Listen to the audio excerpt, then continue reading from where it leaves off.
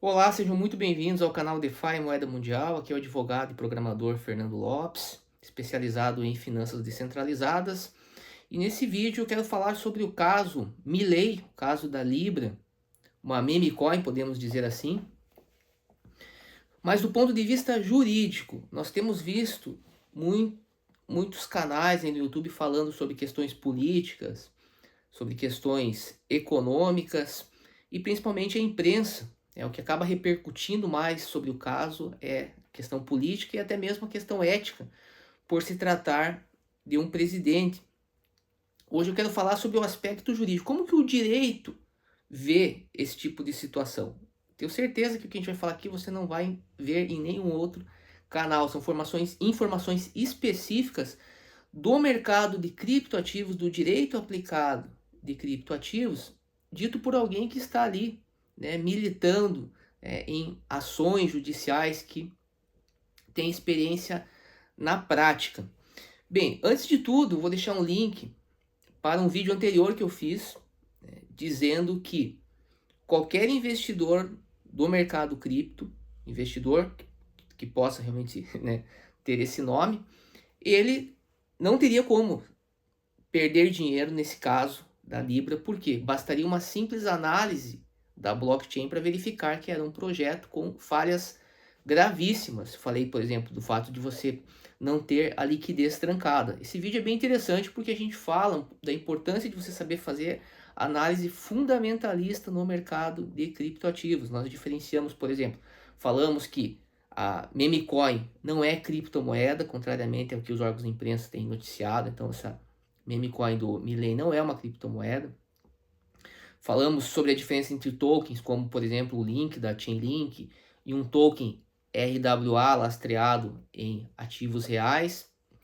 Então, aconselho que você veja esse vídeo, mas hoje eu quero focar na questão jurídica, ok? Deixar de lado a questão política.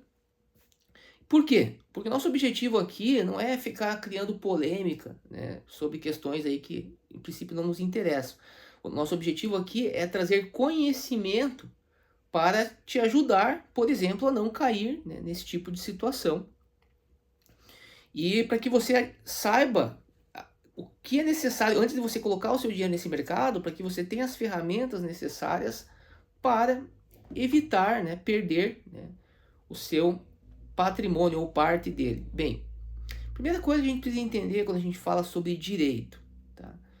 O direito, ele é baseado no que a gente chama de mínimo ético, certo? Então não adianta, por exemplo, você achar que a conduta do Milei foi uma conduta antiética, foi uma conduta imoral e achar que isso basta, em casos semelhantes, por exemplo, que você entrando com uma ação você vai ser vitorioso. Não, por quê? Porque o direito ele não está baseado, ele não se confunde de forma exclusiva com a ética ou com a moral, até porque a ética é uma coisa subjetiva que varia. Então nós falamos que o direito ele apenas trata do mínimo ético. Essa é a primeira questão. Segunda questão muito importante quando a gente fala sobre investimentos, isso não vale apenas para o mercado de criptoativos, tá? Mas nós vamos ver que o mercado de criptoativos ele tem suas particularidades. O direito ele está baseado na liberdade contratual, no caso do direito brasileiro, no princípio da intervenção mínima. O que isso significa? Se você adere a um determinado contrato, em geral, o que vai ser analisado? Vai ser analisado se você, por exemplo, se você não foi coagido a comprar, vamos dizer assim, a meme coin do Milei, inicialmente presume-se que você sabia o que você estava fazendo. Então não é simples você desfazer um contrato. Porque veja bem, por que o direito funciona dessa forma? Porque seria muito fácil, muito interessante eu fazer um contrato hoje, de repente ter alguma situação ou outra que não sai conforme eu gostaria que tivesse saído, aí eu vou procurar o judiciário lá e vou pedir a revisão do contrato. Então a revisão contratual ela não é a regra no âmbito jurídico. E até porque o judiciário, o Estado, ele não quer uma crescente, né? Imagine quantas demandas aí que teriam, né? Ele quer o menos possível.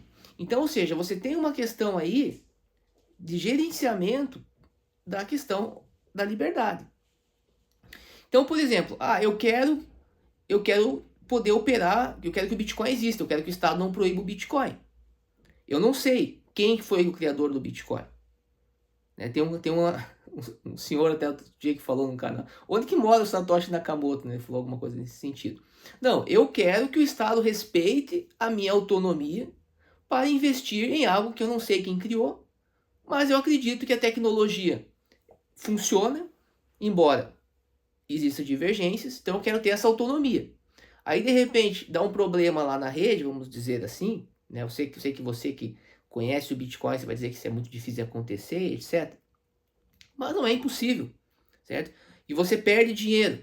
Aí você vai no judiciário lá reclamar dizendo o seguinte, bem, eu perdi dinheiro, acho que houve uma fraude, o pessoal me enganou.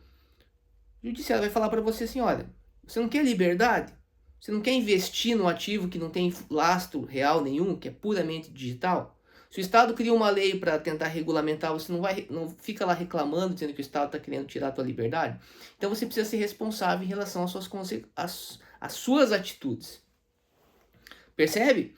Então não é tão simples quando acontece algo como o caso que aconteceu com o presidente da Argentina, e você chegar no judiciário lá e você obter aí uma vitória, porque é uma série de questões. E o que nós temos nesse caso específico aí?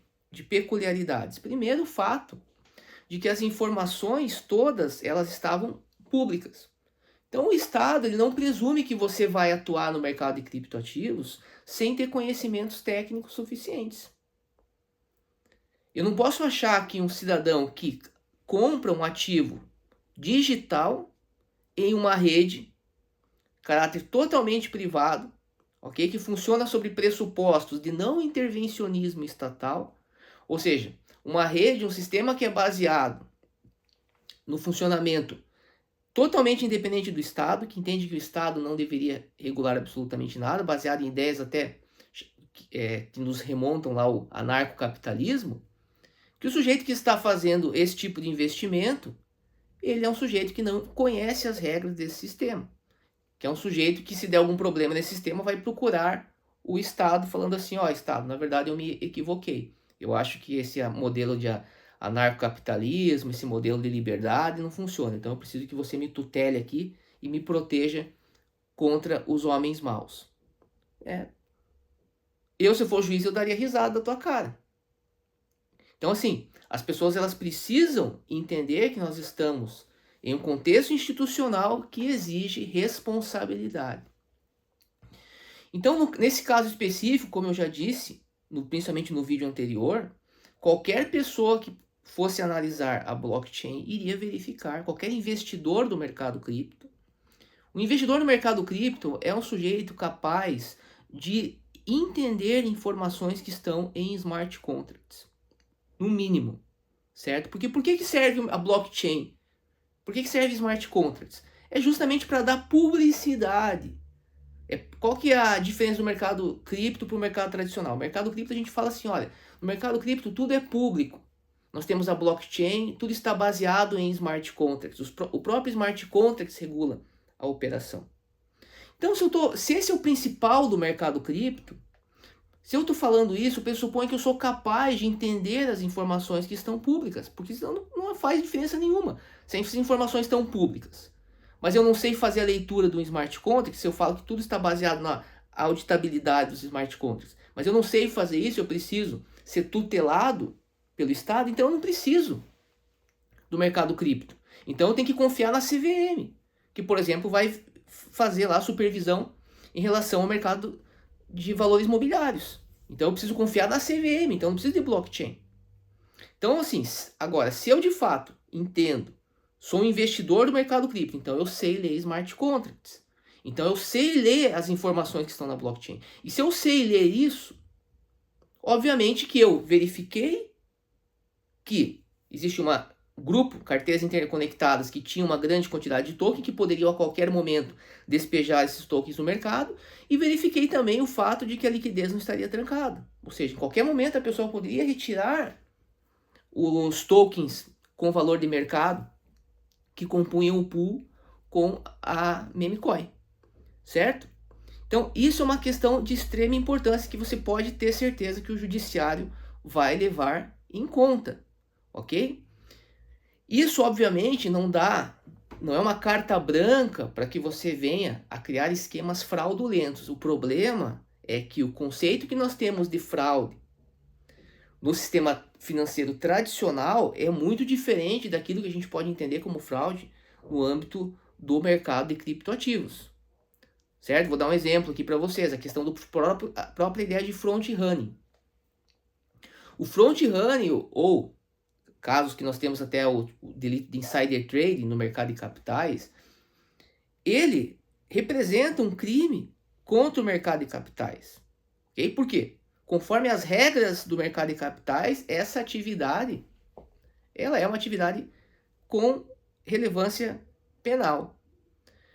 O que se chama de front running no mercado de finanças descentralizadas não é a mesma coisa que acontece no mercado tradicional. Por quê? Justamente porque as informações elas estão públicas. Essa é uma diferença fundamental quando se fala em front running no mercado de criptoativos e se fala em front running no mercado de valores mobiliários. Quando eu estou falando em front running no mercado de criptoativos, eu estou falando nada mais do que uma mera leitura das informações que estão públicas no mempool. E a partir dessa leitura eu extraio valores. Eu tenho como proibir isso? Não, não tenho como proibir. Por quê? Isso faz parte do sistema. Os sistemas eles vão alguns sistemas procuram evitar isso. É uma série de soluções, mas veja bem, o foco é a autorregulação.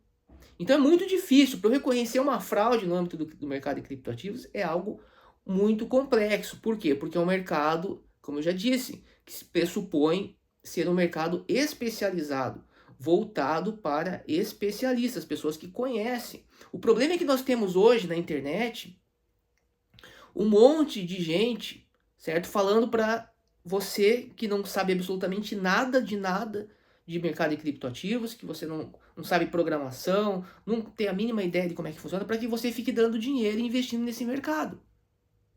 Entende? Esse que é o grande problema, são os influenciadores, para falar o português claro, que querem fazer você acreditar que você é capaz de investir em um mercado altamente especializado sem um mínimo de conhecimento técnico.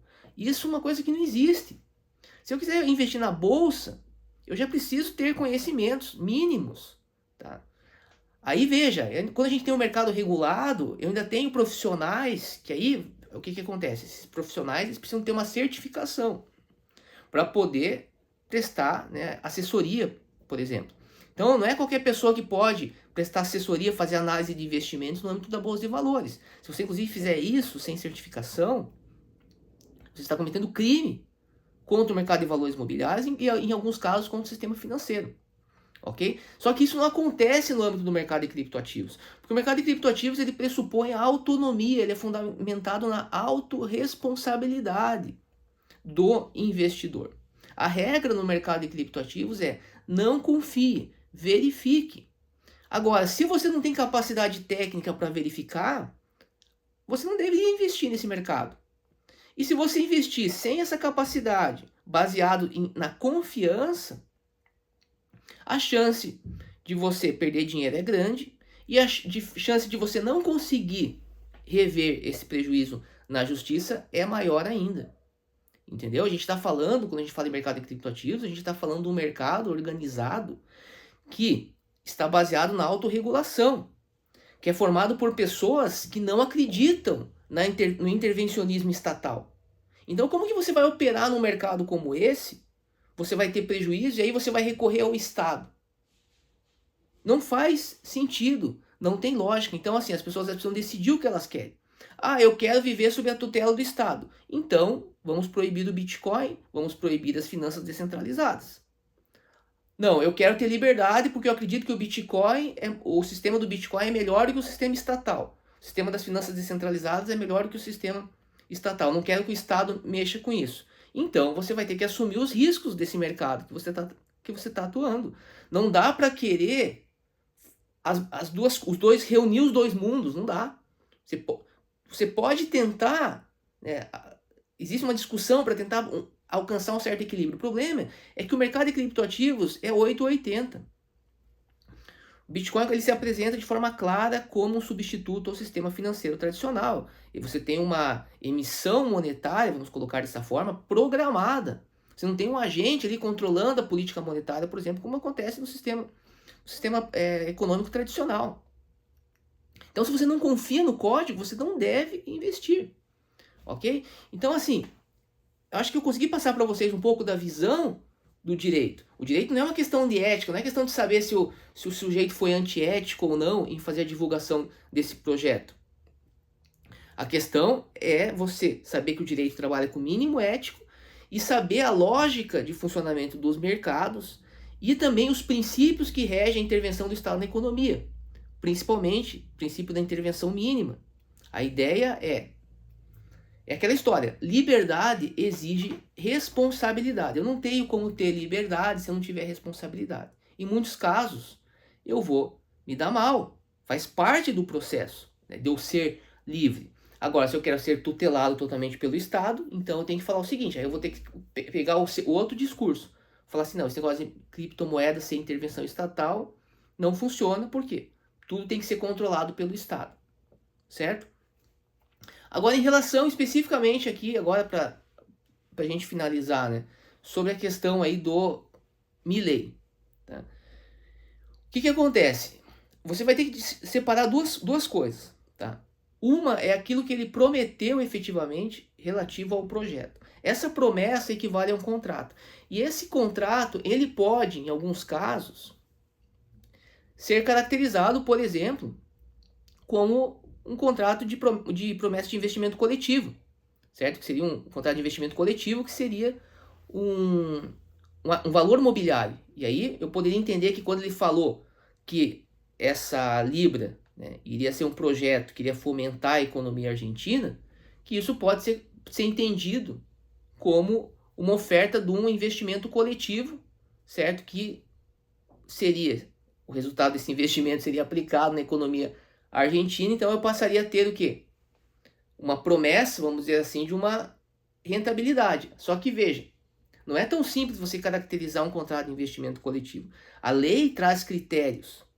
Então, um simples post no Twitter pode não ser considerado, pode não apresentar essas características. E aí, por mais que seja antiético da parte dele, ter feito um anúncio de um projeto que ele não conhecia direito, ou afirma que não conhecia, e usar sua figura como presidente para dizer que esse projeto ia fomentar a economia argentina, isso pode não vir a ter elementos suficientes para caracterizar um contrato de investimento coletivo. Tá? Tem um teste que nós falamos lá, o Royal Test, tem uma série de critérios, alguns muito polêmicos inclusive, então assim, não é tão simples você caracterizar um contrato como um contrato de investimento coletivo. Então tem que ter muita atenção para esse ponto, certo? Obviamente que há sim daí a responsabilidade dele como presidente, que eu realmente não vou falar porque eu não conheço, tá? As obrigações éticas do presidente, que tipo de projeto que ele pode, o que ele pode falar, o que ele não pode falar referente a um projeto ou outro, né? E aí entra a questão ética, que existe daí uma outra questão, né? Existe a questão ética relacionada, por exemplo, a um presidente, né? Os deveres éticos, né? Que inclusive pode resultar em um processo de impeachment, certo? Mas aí é uma outra questão. Vocês conseguem perceber a diferença? Aí é outra questão. Eu vou avaliar a conduta dele como presidente, relativo às normas que regem, né, a sua atividade, ok? Aí eu vou entrar aí sim nessa questão aí. Poxa, mas ele divulgou um projeto sem conhecer. Ele falou que esse projeto iria melhorar a Argentina, certo? Esse projeto, analisando do ponto de vista técnico, tinha falhas grosseiras em termos de expectativa de valorização. Então é isso que eu vou analisar, entende? Só que do ponto de vista do investidor, vale o que eu falei anteriormente. O investidor do mercado de criptoativos não perdeu nenhum dinheiro, não perdeu um centavo nesse projeto. Porque o investidor, ele sabia o que ele estava fazendo. Então se ele eventualmente perder algum valor, ele sabia que tinha essa possibilidade de perder. Então aí nós temos o quê? Temos pessoas que efetivamente foram incentivadas por ele, né, para adquirir essa moeda, só que são pessoas o quê? Que fizeram isso? São pessoas que não são investidores. E aí você vai também ter que avaliar juridicamente essa questão, Percebe? Por exemplo, o sujeito que comprou, né? Eu tenho que tutelar, ele era investidor, ele sabia dos riscos, ele não sabia, ele deveria saber ou não deveria saber. O fato de o presidente ter incentivado a compra, isso não pode ter causado uma expectativa razoável nele de diminuição de riscos do projeto, aí vai ser analisado caso a caso. Entende? Eu penso que tem que ser analisado caso a caso, tá? Porque nós estamos falando de um setor de alta complexidade. Então, por exemplo, eu vou dar para você o que eu faria se eu fosse juiz. Se eu visse que chegasse uma pessoa lá do meio, vou pegar o exemplo do Brasil aqui, né? Lá do meio do sertão, ok? Para dar um exemplo, o cara não sabe, mal sabe escrever, por exemplo, e viu o presidente lá dizendo que tinha um investimento que ia melhorar a vida do país, e ele pegou as economias dele e ele investiu ali. Se eu fosse juiz, eu daria ganho de causa para ele, tá? Agora, parece aqui um sujeito que grava vídeo no YouTube, né, como especialista em criptoativos, né? Sujeito que diz que o Estado não deve se intrometer na vida dele. E ele foi lá e comprou essa meme coin. Eu, como juiz, não daria ganho de causa para ele. E eu acredito que essa é a mentalidade que realmente prevalece no judiciário, quando nós estamos falando de investimentos de altíssimo risco que não são regulados. Percebe? Então, fica a dica, eu espero que vocês tenham entendido, então, que questão de investimento é uma questão séria. Não adianta cair nesse discursinho da mídia aí, eu sou vítima, porque a mídia traz um discurso com interesses políticos, né, de falar de um presidente, etc., que para nós não interessa aqui. E aí você pensa, eu sou uma vítima, eu vou lá. Você vai se decepcionar com o judiciário. O judiciário não vê dessa forma. Eu posso dizer isso aí, são mais de 10 anos de advocacia, tá, onde a gente vê um judiciário cada vez mais rígido, inclusive, quando se trata de pessoas que querem ganhar dinheiro rápido, tá? Ainda mais por meio de questões aí arriscadas. Agora, sim, existem outros casos, né, que são casos manifestos de golpe, etc., que não, ou seja, que realmente a pessoa foi enganada efetivamente, tá? Mas nesse caso é meio difícil, tá? Você dizer que você foi enganado, por quê? Porque as informações estão públicas. E aí vai entrar esse critério subjetivo. O juiz vai analisar e vai ver, por exemplo, poxa, você está dizendo que você é investidor, né? Tem um cara lá que tá gravando vídeo aí, quebrando tudo e tal. Você teve... Não aparenta ser uma pessoa que não tem instrução, que não saiba, por exemplo, avaliar, né, que uma meme coin não tem valor nenhum. As próprias informações que são fornecidas pelo site não são informações sérias. Não dá para você olhar aquilo e dizer que aquilo ali é um contrato de fato, que seja ali um crowdfunding, né, como algumas pessoas estão falando, do meu ponto de vista. Não tem elementos. Eu não colocaria um centavo num projeto como esse. Certo? Então, tem que ficar atento, tá? Espero que essas informações sejam bem aí analisadas, tá? São realmente questões complexas, mas o nosso objetivo aqui é esse, é fornecer conhecimento, né, para que você possa aí usar ele da melhor forma. Grande abraço.